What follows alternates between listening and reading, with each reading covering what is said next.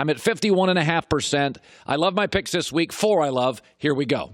That's a hot one. Let's blaze it up. Fire it up. It's Colin's Blazin' 5.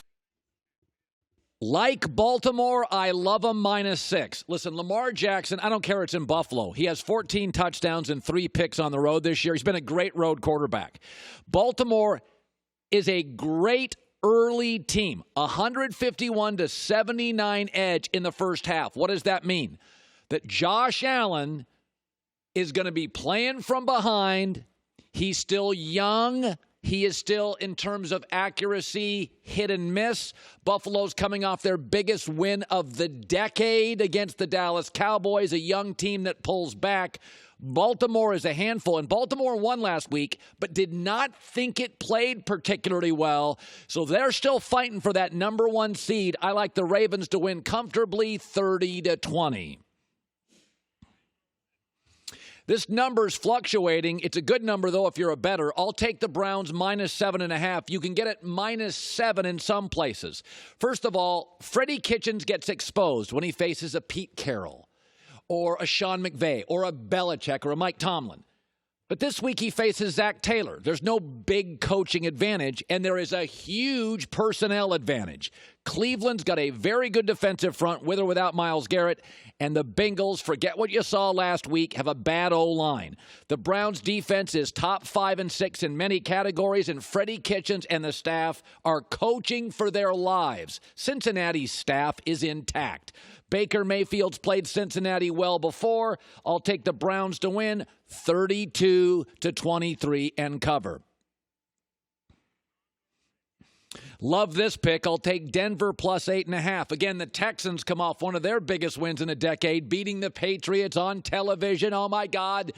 The Texans are amazing. No, they're not. They're an average team that have a ridiculous wide receiving core and a brilliant young quarterback who makes plays. They look like flag football half the time. But do you trust them? Here's what I trust in this game. The defense, Vic Fangio in Denver. After a lousy start in their last 8 games, they're 4-4, and they're a tough out. They're a tough out. Vic Fangio, by the way, could be coaching for his job here.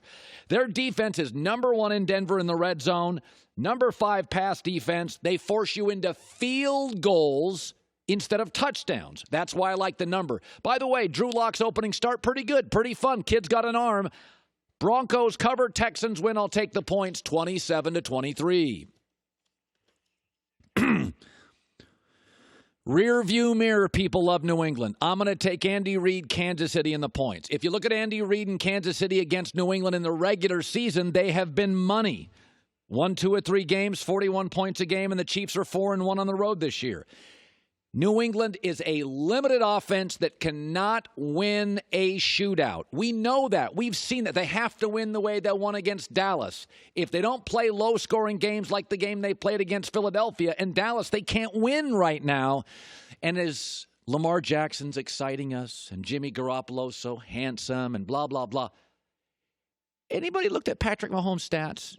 They're pretty good. He's got 108 passer rating, 65% completions, 20 touchdowns and 2 interceptions. This is not a pop gun offense. This is not going to be 17-10. This is going to be in the 20s to high 20s. Kansas City's going to win this game. Take the points, 28-23. You're going to think I'm nuts on this. I'm going to go Arizona +2.5. Last week, I'm always concerned about NFL teams that are involved in huge emotional games. Pittsburgh was in a wildly emotional game with Cleveland, pull back. By the way, Mike Tomlin is a road favorite out west. I've seen that before. Don't love him. Since week 8, Pittsburgh can't score. They're 24th, 25th, 26th in every stat that matters offensively. They're on a third quarterback. Since week 8, they're averaging 18 points a game. Kyler Murray. Just every week there's a game you got to throw out. Throw out the Rams game. Throw it out. Kyler Murray's given you 65% completion percentage as a rookie, 95 passer rating. He's a very good quarterback who had an outlier awful game.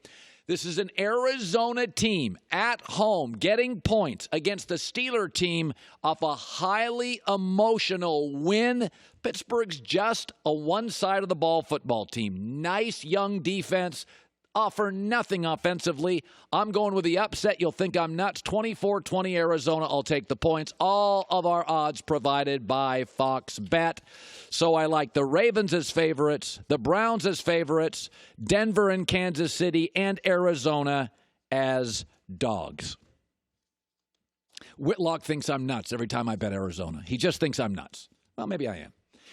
Hi, everybody. Thanks for watching. Subscribe here to get the latest from the show. Also, be sure to check out more of the best clips from The Herd or go watch a few segments from other shows on FS1.